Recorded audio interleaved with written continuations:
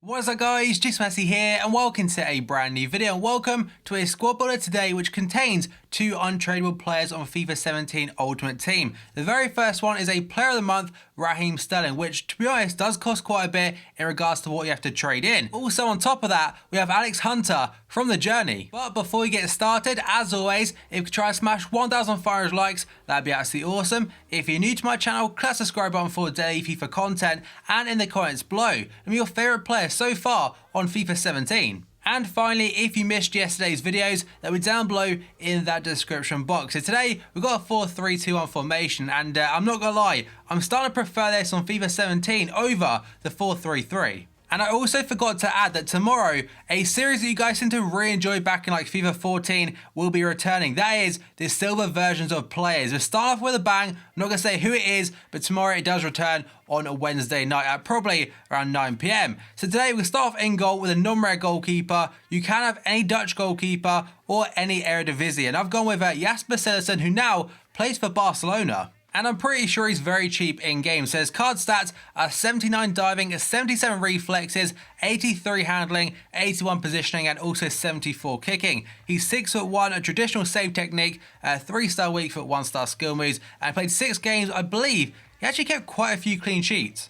And to be honest, there wasn't really too many shots against him because the defence was so solid in front of him. We're going to start off with the right back though, and that is going to be Antonio Valencia, who I think last year was a right midfielder, and now he's really solid in game. He is an 80 rated right back with 84 pace, 83 physical, 76 defending, 73 passing, and it's 79 dribbling. So overall, a fantastic looking card. I think is quite expensive though, due to him being a little bit better than Darmian. And of course, it is the very start of the game, so Premier League players, they're pretty overpriced from the start as it is, but 8,000 coins or so, I imagine he'll be around that mark. Then we go on to the first silver player, and that is going to be, I think it's called St. Just, plays for Herenveen, I think they're called, in the Eredivisie. 72 rated, 6'1", high medium work rate, 80 pace, 72 defending, and 71 physical. And he cost me just 500 coins, and for a player like that, I think that's great value for money. He's very pacey, a very good height. His work rates, to be honest, they're not fantastic, but I don't really notice that too much in game,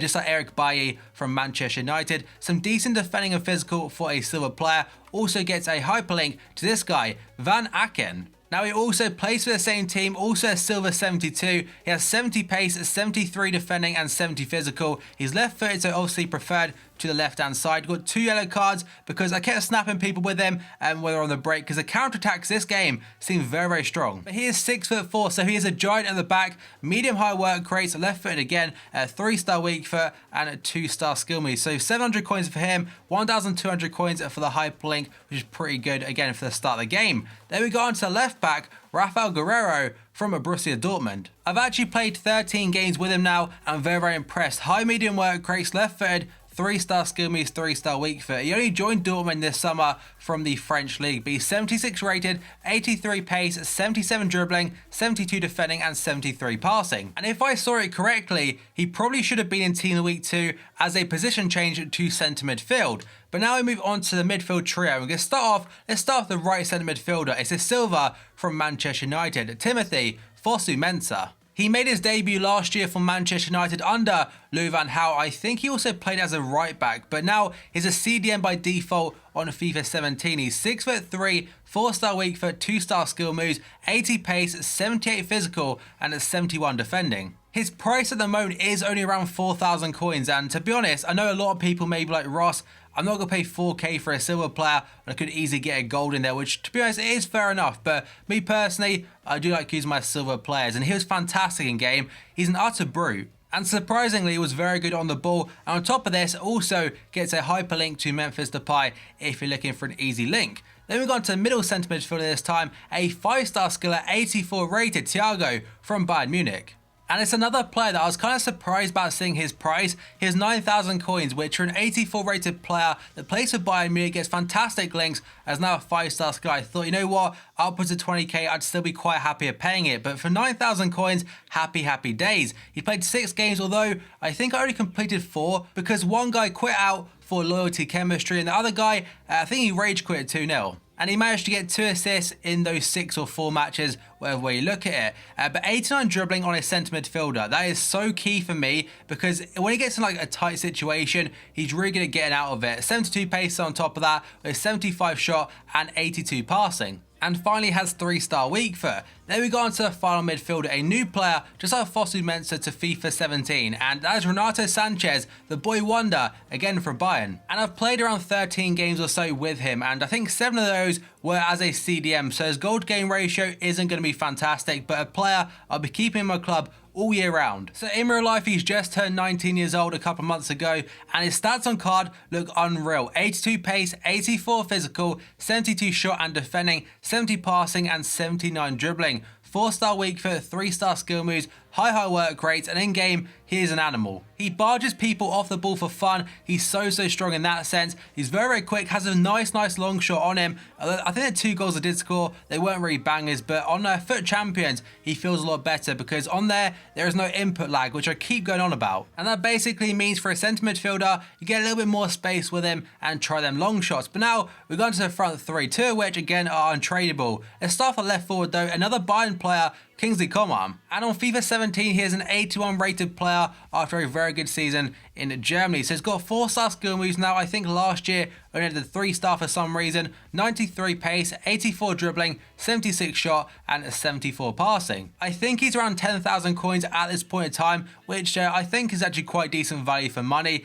And again, if you convert it to 4 games because the one's actually finished, 3 goals and 1 assist is not a bad return at all. But now let's go on to who do we start with? Let's go to Raheem Sterling, because the other guy is a little bit more special in my opinion. So Raheem Sterling, he's unbelievable. And I have mentioned in my last 2 videos how the only 2 players I had to buy for all 3 squads were Zabaleta and also Fabian Delph. So overall, I put around 10,000 coins into getting him, but I got more than 10,000 coins back from the packs alone. So his on-card stats are 95 pace, 89 dribbling, 80 shot, 76 passing, 2-star weak foot, 4-star skill moves. The weak foot isn't ideal, but this guy is so clinical in front of goal. With a maestro chemistry style, technically his stats are 95 pace, 86 shot, 81 passing and 95 dribbling. And in the 6 games he played, or 4 games, he got 8 goals and 1 assist. So absolutely killed it for me. I really did enjoy using him. Now we're going to the striker. So player